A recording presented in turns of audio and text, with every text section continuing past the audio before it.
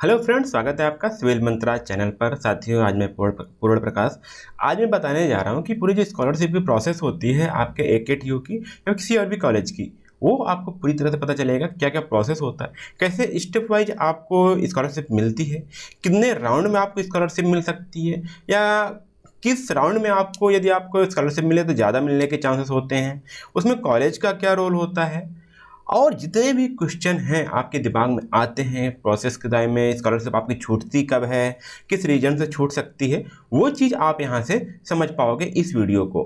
क्योंकि साथियों, ये वीडियो मैं डिटेल में बताने वाला हूँ। मैं इतना नहीं बताऊंगा कि सिर्फ आपको कि एग्जाम आपका आवेदन फॉर्म भरा जा रहा है, एग्जाम फॉर्म फिल किया जा रहा है आपका, फिर बाद में बताओ। सारी चीज़ें आप जब एक बार में समझ पाओगे, एक वीडियो में आप पूरी समझे रहोगे ना, तो आपको एक पूरा क्लियर पिक्चर आएगा कि यदि मैंने इस स्टेप को छोड़ दिया तो स्कॉलरशिप मेरी कहाँ रुक सकती है, कैसे रुक सकती है। ठीक है। और हो सकता है यदि आपने स्कॉलरशिप ना फिल की हो तब भी आपके घर में छोटे भाई बहन होंगे जो आपकी 11th या 12th में होंगे, 10th में होंगे, 9th में होंगे, उनके भी आपको पता चल जाएगा स्कॉलरशिप कैसे आती है। तो आप उनको घर में भी सपोर्ट कर सकते हो और उनको टाइम टाइम पे गाइड कर पाओगे कि स्कॉलरशिप देख लो, उसमें करेक्शन आए हुए हैं, उसमें ये चीज़ अपडेट होना है, या फिर ये रीजन से क्लियर, ये रीजन से आपका करेक्शन आया तो इसको फिक्स कर सकते हो।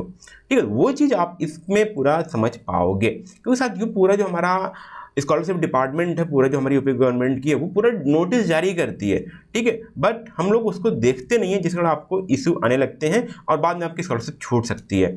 और यदि आप जागरूक रहेंगे तो आप कॉलेज वालों को भी बता पाओगे, सर हमारी स्कॉलरशिप की स्टेटस ये है, अब मैं क्या कर पाऊँ। क्योंकि आपको आपकी सारी स्टेटस दिखती है आपके स्कॉलरशिप पोर्टल पर, बट आप देख नहीं पाते हो, जिस कारण आपकी छूटती है। ठीक है, कुछ स्टूडेंट तो हॉस्टल में रहते हैं तो हॉस्टल वाले थोड़ा सा अवेयर होते हैं, कुछ जो हॉस्टल में नहीं रह पाते, कॉलेज से टच में नहीं रहते, तो उनकी स्कॉलरशिप छूट सकती थी। बहुत ज़्यादा चांसेस होती है उनकी स्कॉलरशिप की छूटने की। तो वो इस वीडियो को पूरा देखेंगे ताकि आपको 1 बाय 1 सारी चीज़ पता चल जाए। तो साथियों, आपको पता है मैं यहाँ पे जनरली बात करूँगा, तो आप देखोगे यहाँ पे जो AKTU की नोटिस आई है, आप देख पाओगे यहाँ पे, ये आप यहाँ पे देख पाओगे AKTU की नोटिस आई हुई है 5 जुलाई को। मैं यहाँ पे 2 दिन बाद बना रहा हूँ। ठीक है, क्यों बना रहा हूँ साथियों, आपका एग्जाम चल रहा है, एग्जाम में फोकस करो, कोई दिक्कत नहीं है, बट स्कॉलरशिप थोड़ी सी जानकारी रख लीजिएगा। आप सेकेंड ईयर में हो, थर्ड ईयर में हो, फाइनल ईयर में हो, फर्स्ट ईयर में हो, सबके लिए ये यूज होने वाला है। और यदि आप स्टार्टिंग कर रहे हो, अपने अभी जस्ट आपका एडमिशन हुआ, तब भी ये वीडियो आपके लिए हेल्पफुल रहेगी। तो आप देखो AKTU सर्कुलर, जो भी नोटिस आती है आपकी AKTU सर्कुलर पे आती है, तो यहाँ पे बोला गया रजिस्ट्रार ऑफिस के लिए, ये कॉलेजों के लिए दिया गया है, बट साथ ही इसी में आपके लिए भी चीज़ें मिल जाएंगी। ठीक है, तो आप यहाँ पे नोटिस आई है, इसको मैं देखेंगे हम लोग और इसको समझेंगे। चलिए, ये आपको नोटिस ऐसे हुआ, मैं इसको बड़ा नोटिस को ओपन कर लेता हूँ ताकि आपको चीज़ें दिखती रहें। अब देखो, एक एक चीज़ देखिएगा, यहाँ पे समझिएगा। अब यहाँ पे चाहे आपके MBA के लिए हो, MBA वालों के लिए भी हो सकता है। ठीक है, आपके 3 वर्षीय जैसे BBA BCA कोर्सेस हैं वो भी हैं, 4 वर्षीय में आपके BTech B.Pharma वाले हैं, यदि 5 वर्ष के जैसे इंटीग्रेटेड BTech हो जाता है, आपका MBA हो जाता है, इंटीग्रेटेड वाले जो भी होते हैं, ठीक है, उनके लिए भी हो जाता है। तो सभी लोगों के लिए ये चीज़ आप ध्यान दीजिएगा। हाँ, यदि आप फर्स्ट ईयर में एडमिशन ले रहे हो तो आपको न्यू रजिस्ट्रेशन करना पड़ता है, और यदि आप सेकेंड ईयर में हो तो बाद में उसी फॉर्म का रिन्यूअल कराना होता है। ये चीज़ ध्यान दीजिएगा, ये चीज़ समझिएगा।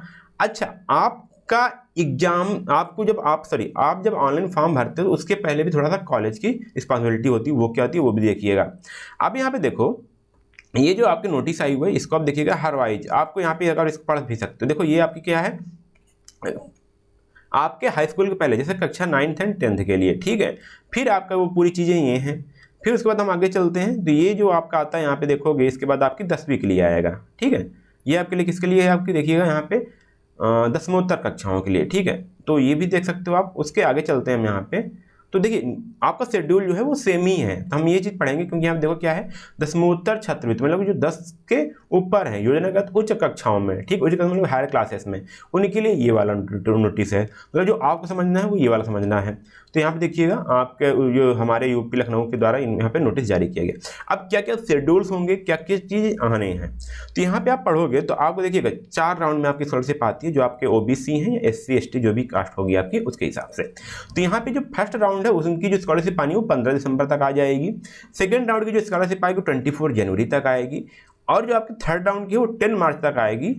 और आपका जो फोर्थ राउंड है उनकी जो स्कॉलरशिप आएगी वो आएगी आपकी 22 जून तक। ठीक है। अब साथियों ये काफ़ी ज़्यादा हो, क्योंकि जैसे आपका डिजिटलाइज हो गया है, आपके आधार कार्ड से बायोमेट्रिक सारी चीज फीड होती है, जल्दी से आपका पेमेंट अकाउंट भी लिंक होता है, तो आपको स्कॉलरशिप बहुत जल्दी आती है। इसलिए आप साथियों यहाँ पे 4-4 राउंड में आती हैं। कई सारे स्टूडेंट बोलते हैं कि अभी तक मेरा स्कॉलरशिप नहीं आया, तो कब आएगा? तो आप ध्यान दीजिए कि यदि आपको फर्स्ट राउंड में नहीं आया तो आपका सेकंड राउंड में आएगा। तो फर्स्ट राउंड के बाद सेकंड राउंड कब तक आप वेट करोगे? 24 जनवरी तक। यदि आपको सेकंड में नहीं आया तो थर्ड राउंड में जाओगे आप 10 मार्च तक, फिर फोर्थ राउंड में 22 जून तक। तो ये चीज़ आती है। अब क्यों साथियों आपका हो सकता है सब आपके कॉलेज में सभी ने एक साथ ही अप्लाई किया, आगे साथ आपने फॉर्म मिला और फिलअप किया, तब भी एक साथ क्यों नहीं आया साथियों? वो भी रीजन आपको यहाँ पे भी धीरे धीरे आपको समझ में आएगा। तो स्टार्टिंग कहाँ से होती है, ठीक है, स्कॉलरशिप की? तो जब आप एडमिशन लेते हो ना, एडमिशन जब आप लेते हो तो कॉलेज क्या करता है? कॉलेज आपका एक डाटा तैयार करता है, एक आपकी लिस्ट तैयार करता है कि बताता है, कॉलेज आपकी बताएगा, यूनिवर्सिटी को भेजेगा, या फिर आपके डिस्ट्रिक्ट में जो आपकी डीआईसी ऑफिस है वहाँ भेजता है। तो इसी को यहाँ बोला जाता है कॉलेज का वर्क होता है मास्टर डाटा लॉक एवं कार्यवाही। तो इसमें जो भी नए नए शिक्षण संस्थान हैं, फिर जो नए एडमिशन होते हैं, उसमें कितने एडमिशन हुए हैं, या फिर उनके पास चाहे नए हो चाहे पुराने हो, उनको इस ईयर में उनके पास कितने रजिस्टर्ड स्टूडेंट हैं और उनकी फीस पेमेंट हुई है, उनका पूरा डाटा तैयार किया जाता है। तो उनको कॉलेज को टाइम मिला 7 जुलाई से 25 नवंबर तक, मतलब कि 7 जुलाई से स्टार्ट है जो आज मैं बना रहा हूँ। अब ये स्टार्ट रहेगा हमेशा, वो कभी भी डाटा भेज सकते हैं डीआईसी ऑफिस को, कभी लेट होता है कभी पोर्टल की इशू से, तो वो सारी चीज़ चलती रहती है। ये काम होगा आपका 25 नवंबर तक होता रहेगा, ठीक है। तो उसके बाद देखो यहाँ पे बोला गया ना विश्वविद्यालय एफिलिएटिंग एजेंसी द्वारा फीस आदि का सत्यापन। तो पहले उन्होंने डाटा भेजा कि हमारे कॉलेज में कितने कितने स्टूडेंट का एडमिशन हुआ है, या कौन कौन से स्टूडेंट पढ़ रहे हैं, उनकी कास्ट क्या है, किसके लिए आपको उनको स्कॉलरशिप क्या मिलेगा, वो पूरा उन्होंने किया। फिर उसके बाद उनका फीस क्या हुआ, उनकी फीस पेमेंट हुई है कि नहीं हुई है। जैसे आपकी एग्जाम फीस होती है, कभी आपका एनरोलमेंट फॉर्म होता है वो भरा जाता है कॉलेज द्वारा, तो वो चीज़ आपका आता है 8 जुलाई से 5 दिसंबर तक ये काम चलेगा। तो प्रदेश के अंदर संबंधित विश्वविद्यालय एफिलिएटिंग एजेंसी द्वारा नोडल अधिकारी शिक्षा संस्था पाठ्यक्रम का प्रकार, सीटों की संख्या, फीस आदि को अंकित कर उनकी प्रमाणिकता को डिजिटल साक्षर से ऑनलाइन सत्यापित करना। अब ये क्यों किया जाता है? कई सारे स्टूडेंट एडमिशन तो ले लेते हैं, ये तो फीस पेमेंट नहीं करते या फिर बीच में उनको ड्रॉप करना होता है। तो उसके लिए साथियों ये होता है कि आप सत्यापित करो कि स्टूडेंट ने फीस सबमिट किया है नहीं किया है, किस कॉलेज में एडमिशन हुआ है, उसका कोर्स क्या है, कितने साल का है, ठीक है, और उसमें आप उसके कॉलेज में कितने सीटों की संख्या है, स्टूडेंट के बारे में या फिर अपने कॉलेज के बारे में पूरी चीज़ वो मांगता है। फिर उसके बाद वहाँ पे जो डीआईसी ऑफिस होता है डिस्ट्रिक्ट का, वो क्या करता है, उसकी फीस की सत्यापन करता है, क्या ये फीस एक्चुअल में आपका पोर्टल पे जमा हुआ है कि नहीं, कि कॉलेज ने दे दिया। तो ये आपका होता है कॉलेज के द्वारा काम। तो यहाँ तक आपका कुछ नहीं होता, ये जब आप फॉर्म भरना स्टार्ट करते हो उसके पहले का वर्क होता है। तो ये देखिएगा 9 जुलाई से 12 दिसंबर तक ये सारी चीज़ें प्रोसेस ऐसे चलती रहती हैं, ठीक है। अब ऐसा कुछ नहीं होता कि आपका लास्ट डेट आ गई, आप फॉर्म फिलअप कर दो स्कॉलरशिप की, नहीं तो आपका फॉर्म रिजेक्ट हो जाएगा, ऐसा कुछ नहीं होता, आपका फॉर्म चलता रहता है। तो अब यहाँ पे स्टार्ट होता है स्टूडेंट लाइफ। अब ये आपका फॉर्म आता है, आपके लेवल का आता है, ये आपका काम है। अब स्टूडेंट लेवल से आपका ऑनलाइन एप्लीकेशन जाएगा, या आपका रिन्यूअल करोगे, अब उसका पेमेंट जो करना होगा वो करोगे, ठीक है। भुगतान की प्रक्रिया क्या क्या प्रोसेस है अब आपको ये समझना है। तो पहले देखोगे आप, क्योंकि आपके स्कॉलरशिप फॉर्म बनना स्टार्ट ही हो जाएंगे जल्द से। तो अब देखिए कब तक था साथियों, ये 9 जुलाई तक किया जाएगा। अब जैसे जैसे कॉलेज जिन कॉलेजों का जैसे जैसे आप डीएससी द्वारा वेरीफाई हो जाएगा, वैसे वैसे वो कॉलेज वाला अपना स्टूडेंट से बोलेंगे कि आप जा करके स्कॉलरशिप फॉर्म फिल कर दो। जब तक डीआईसी ऑफिस से उस कॉलेज का डाटा वेरीफाई नहीं होगा, तब तक उस कॉलेज के स्टूडेंट एप्लीकेशन फॉर्म या फिर स्कॉलरशिप फॉर्म नहीं भर पाएंगे, ये चीज़ ध्यान दीजिएगा। अब यही चीज़ है, अब हो सकता है किसी कॉलेज के यहाँ पे 10 जुलाई को फॉर्म उसका पूरा डाटा वेरीफाई हो गया, तो बोलेंगे भाई कॉलेज वाले चलो 12/5 से आप एग्जाम फॉर्म भर दो, सॉरी स्कॉलरशिप फॉर्म भर दो। या फिर किसी चीज़ का होता है, किसी कॉलेज का होता है 1 अक्टूबर को जाता है, ठीक है, तो वो कॉलेज वाले बोलेंगे 1 अक्टूबर के बाद कि अब आप स्कॉलरशिप फॉर्म भर सकते हो।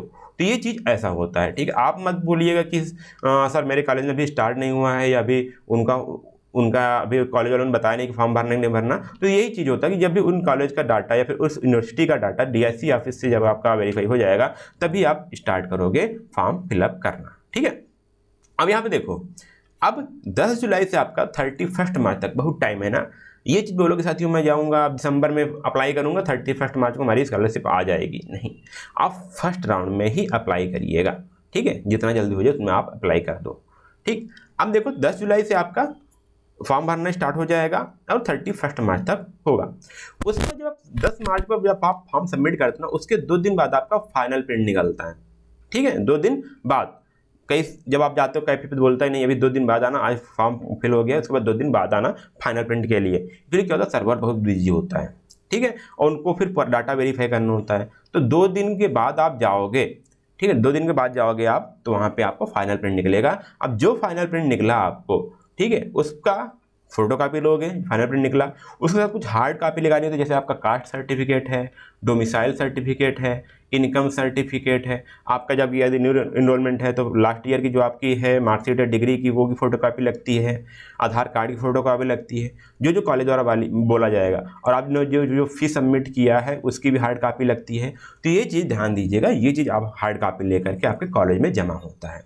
अब इसी के साथ मैं बता दूँ, यदि आपके पास ये तीनों सर्टिफिकेट काफ़ी पुराने हो चुके हैं, मोर देन 3 ईयर हो चुके हैं, तो भैया आप नया आपका एडमिशन हुआ है तो आप कास्ट सर्टिफिकेट बनवा लीजिए, ठीक है। कास्ट सर्टिफिकेट आपको बनेगा, डोमिसाइल सर्टिफिकेट जिसको आप बोलते हैं निवास प्रमाण पत्र, ठीक है, और आपका लगेगा इनकम सर्टिफिकेट, ठीक है, इनकम सर्टिफिकेट। अच्छा, मैं एक चीज़ और बताना चाहूँगा, इसमें जो मोस्ट इंपॉर्टेंट 2 है ये वाला है कि आपका कास्ट सर्टिफिकेट, कास्ट, और एक आपका इनकम सर्टिफिकेट। डोमिसाइल सर्टिफिकेट कभी भी आपका आधार कार्ड भी काम कर जाता है, कहीं कहीं नहीं मांगा जाता किसी कॉलेज में, और किसी कॉलेज में डोमिसाइल सर्टिफिकेट भी मांग लिया जाता है। तो आप ये तहसील से जाकर के अपने कास्ट सर्टिफिकेट, इनकम सर्टिफिकेट और डोमिसाइल सर्टिफिकेट तीनों बनवा लीजिए।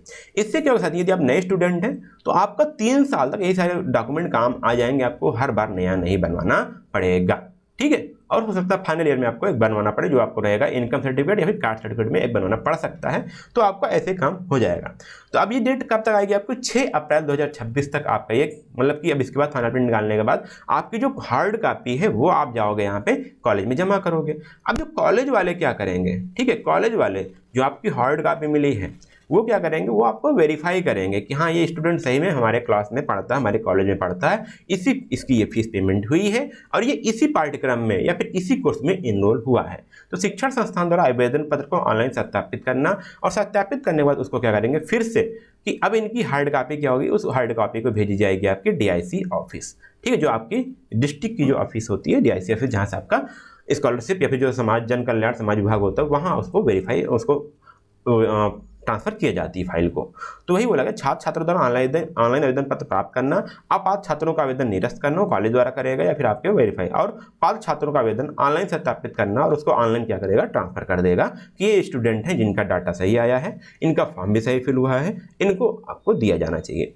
तो ये फॉर्म चलता है आपका 11 जुलाई से 2025 तक। तो ये आपका कॉलेज द्वारा होता है। इसके बाद जब आपका चला जाता है फॉर्म, तो उसके बाद आपका स्टार्ट होता है चरण, जिसको बोलते हैं चरण। तो अब यहाँ पे जब सत्यापित हो जाएगा, ठीक है, ये अगर कॉलेज ने 9 नवंबर तक कर लिया तो वो प्रथम चरण में आ जाएंगे। जिनका एप्लीकेशन सही हुआ वो चले जाएंगे प्रथम चरण में, फर्स्ट चरण में। अब वो जो DIC ऑफिस द्वारा उसका सत्यापित होगा, फिर उनका देखिएगा जो विश्वविद्यालय या एफिलिएटिंग एजेंसी द्वारा वास्तविक छात्रों का सत्यापन एवं अपात्र छात्र पाठ्यक्रम संस्थाओं को ब्लॉक करना, ठीक है। अब देखो यहाँ पे जो आपके विश्वविद्यालय हैं, ठीक है, विश्वविद्यालय लेवल पे गया, यूनिवर्सिटी लेवल पर, उनमें से जब कोई अपात्र छात्र है जो मतलब कि जो ब्लैक लिस्टेड है या फिर उन्होंने ज़बरदस्ती या फिर किसी फिर एप्लीकेशन डाला है, तो उनको क्या होगा, ब्लॉक किया जाएगा। वो 10 नवंबर से 17 नवंबर तक जाएगा। फिर जो NIC है, जो आपकी नेशनल इंस्टीट्यूट, शायद वो NIC जो आपकी एजेंसी है, वो क्या करेगी आपके फॉर्म को, जो आपको उनका PFMS सॉफ्टवेयर होता है, उन दोनों को क्या होता है उसके बाद डाटा को मैच कराता है, ठीक है। जैसे आपका आधार कार्ड वेरीफाई करता है NIC, मतलब कि कुल मिला के समझिए उसका आपका आधार कार्ड से वेरीफाई होगा, आपका जो आपके आधार कार्ड द्वारा जो आपका बैंक अकाउंट लिंक होगा उसमें से आपका वेरीफाई होगा। तो क्या करता है आपका NIC करता है, और जो आपका स्कॉलरशिप रिलीज होता है ना, वो क्या करता है PFMS वेबसाइट है उसके द्वारा, PFMS सिस्टम है उनका, उसके द्वारा आपको उस सॉफ्टवेयर द्वारा आपका जो स्कॉलरशिप होती है आपके बैंक में आती है। तो उसकी जो डेट है आपकी 10 नवंबर तक है साथियों। अब यहाँ पे आपको क्या ध्यान देना है इस वाले स्टेज पे, इसमें क्या होता है आपको कि आप क्या करिएगा, जिस खाते में आपको स्कॉलरशिप लेनी है वो तो अकाउंट डिटेल आप देते ही हो, बट उस खाते को क्या करना, आप बैंक में जाना, उसको बोलना कि ये जो हमारा बैंक खाता है इसको आप आधार कार्ड से सीडिंग कर दो, ठीक है। आधार कार्ड जो है आपका उससे सीडिंग करवा लेना, ठीक है।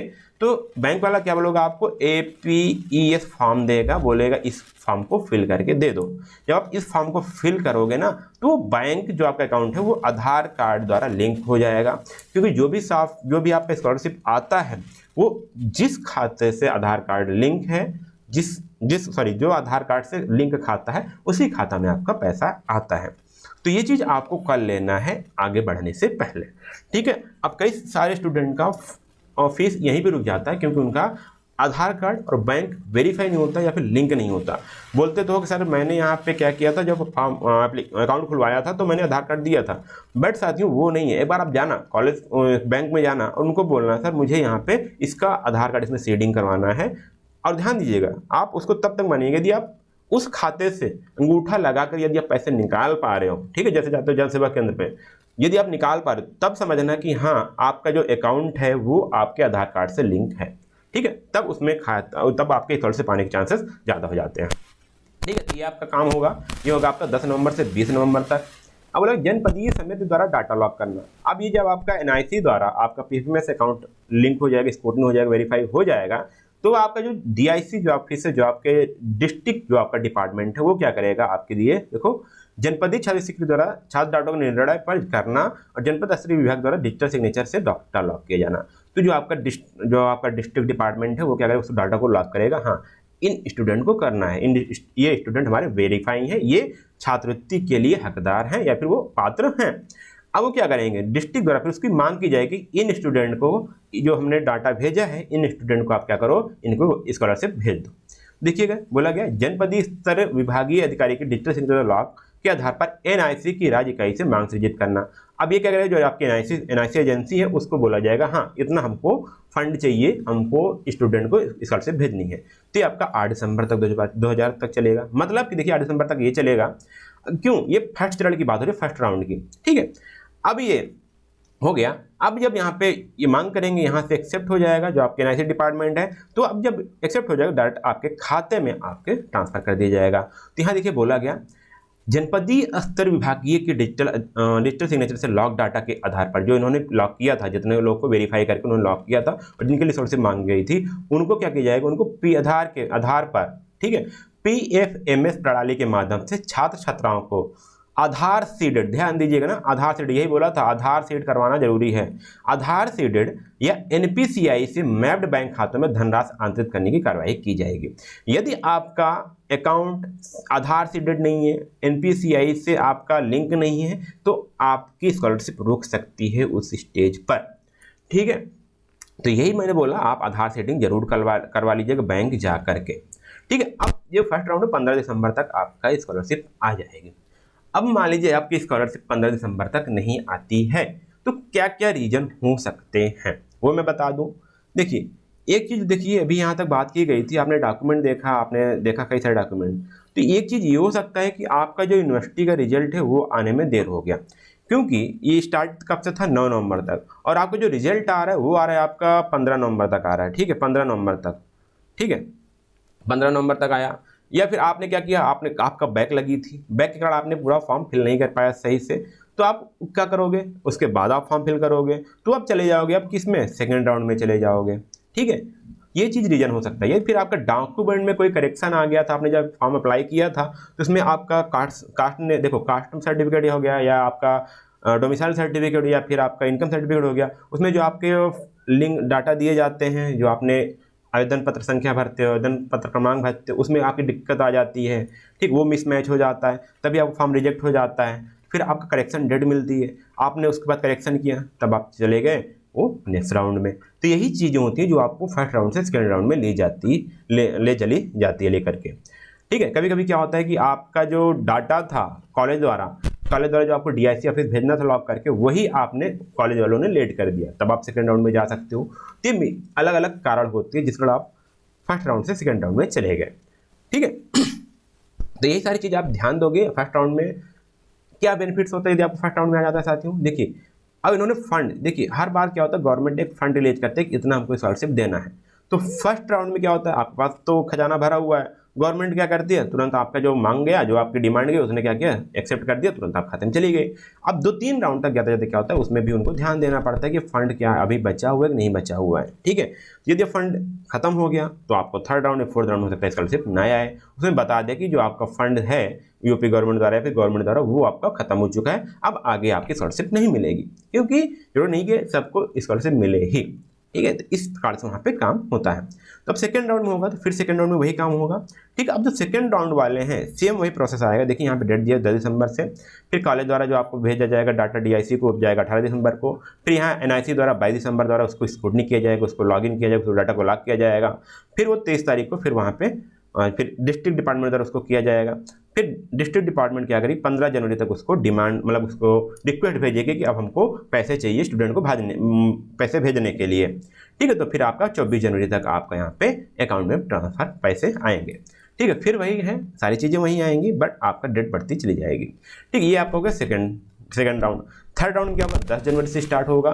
फिर ये जो पैसा आएगा आप खाते में वो 35 नहीं आएगा, ये आएगा आपका थर्ड राउंड की आएगी आपकी 10 मार्च तक आपका अकाउंट में पैसा आएगा।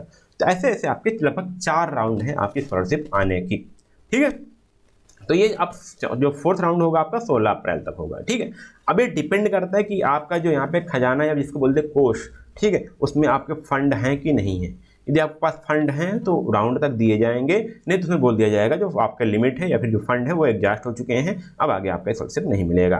तो इसलिए साथियों कोशिश करिएगा, डॉक्यूमेंट अभी से बनवा कर रख लीजिए, ठीक है। आप जैसे चीज़ें आएँ, ठीक, जैसे आपका रिजल्ट हो, जैसे आपके कॉलेज बोले कि आप एग्जाम फॉर्म भर सकते हो, भरना स्टार्ट कर दो, विदिन द कुछ दिन में आप जा करके कॉलेज में इसकी हार्ड कॉपी जमा कर दो, ठीक है। ये चीज़ हो सकती है। ये सारी चीज़ आपको देखो, ये फोर्थ राउंड आपका जो आएगा वो आएगा आपका 22 जून तक, ठीक है। ये फोर्थ राउंड की बात है।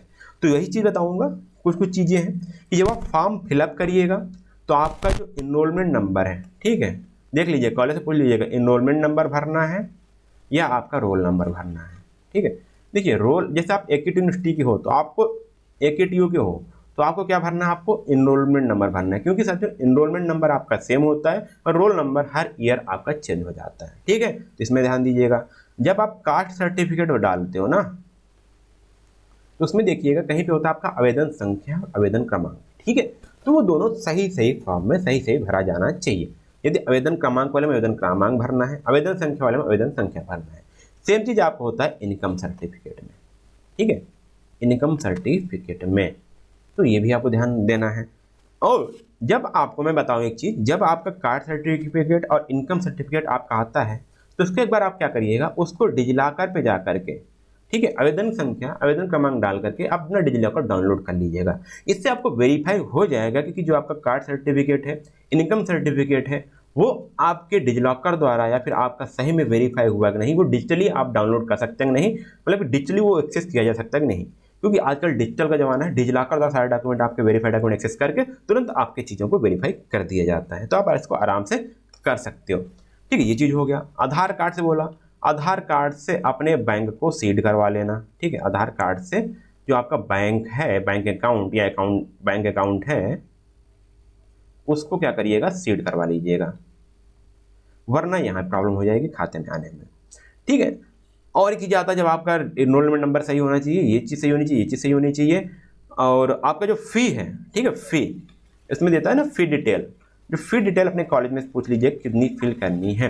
अधिकतर जो AKTU के BTech की स्टूडेंट है वो लगभग 55,000 फिलअप करते हैं। उसके साथ भी यदि कभी भी बोलते हैं जब हॉस्टल में रहते हो तो हॉस्टल में सीट लगाओगे, ठीक है, उसका भी साथ कुछ ना कुछ पैसे आते हैं। वो कॉलेज पर डिपेंड करता है कि उन्होंने उसको वेरीफाई किया है कि नहीं किया है, ठीक है। तो इतनी सारी डिटेल आपको ध्यान देनी है और आपको भी ध्यान देना है। अच्छा, कभी कभी आप देते ना रिजल्ट आपका डिक्लेयर हो गया है, ठीक है, रिजल्ट आपका डिक्लेयर हो गया है, तो आप बोलते हैं ना पास विद ग्रेस हो या फिर प्रमोटेड हो, ये सारी चीज़ तो डिटेल डालिए, ठीक है। और यदि वहाँ पे डेट पूछता है कि आप कब पास हुए हो, तो जिस दिन आपका रिजल्ट डिक्लेयर हुआ है, यूनिवर्सिटी द्वारा आपका रिजल्ट आया है, आप रिजल्ट चेक करोगे तो वहाँ पे देता है ना डिक्लेयर्ड ऑन, तो वो वाली डेट रखिएगा। कौन सी वाली? डिक्लेयर्ड ऑन वाली, ठीक है, डिक्लेयर्ड ऑन वो वाली डेट आप डालिएगा स्कॉलरशिप के फॉर्म में, तो आपके चांसेस मैं बोलता हूँ आपके बहुत कम हो जाएंगे स्कॉलरशिप फॉर्म रिजेक्ट करने की, और 95% आपके होते हैं चांसेस अप्रूव होने के।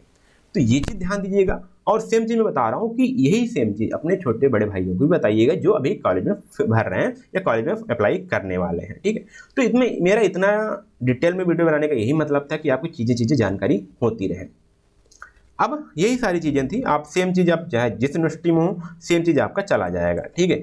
ये आप मैं नोटिस जो है आपको यहाँ पे डिस्क्रिप्शन बॉक्स में दे दूंगा, आप वहाँ से इसको डाउनलोड कर सकते हो। यदि आप चाहते हो कि ना यदि आप चाहते हो कि ये इन्फॉर्मेशन ऐसे छूटे ना, तो आप हमारे व्हाट्सएप ग्रुप जो हमारा है, ठीक है, वो ज्वाइन कर सकते हो, जिसकी लिंक आपको नीचे डिस्क्रिप्शन बॉक्स में दे दी गई है। आप चाहते हो कि ऐसे फुल डिटेल जानकारी मिलती रहे स्कॉलरशिप के डिटेल के लिए, तो आप नीचे हमारे चैनल को सब्सक्राइब भी कर सकते हो और अपने टेलीग्राम चैनल से जोड़ सकते हो साथियों। उम्मीद करता हूँ आपको आपकी जो इन्फॉर्मेशन होगी अच्छी लगी होगी। यदि आपको अच्छा लगा नीचे साथियों एक प्यारा सा कमेंट छोड़ दीजिएगा। यदि आपको कोई क्वेरी अभी बाकी हो साथियों तो नीचे कमेंट बॉक्स में छोड़ दीजिएगा। ठीक है, कोई इशू आ रहा है साथियों तो आप व्हाट्सएप से जुड़ करके हमारे साथ अपनी डिटेल को शेयर कर सकते हो। हम आपको लाइव में आपको हेल्प करेंगे ताकि आपकी कोई भी प्रॉब्लम आपसे छूटे ना और आपकी स्कॉलरशिप 100% साथियों आपकी आती है। ठीक, 100% आ सकती है यदि आपने फॉर्म सही फिल किया है तो। ठीक है, तो आप इस चैनल से जुड़े रहिएगा। अब फिर थोड़ी सी भी नोटिस आती है, कोई भी जानकारी आती है तो मैं आपको जरूर बताऊंगा। ठीक है, तब तक के लिए धन्यवाद। जय हिंद।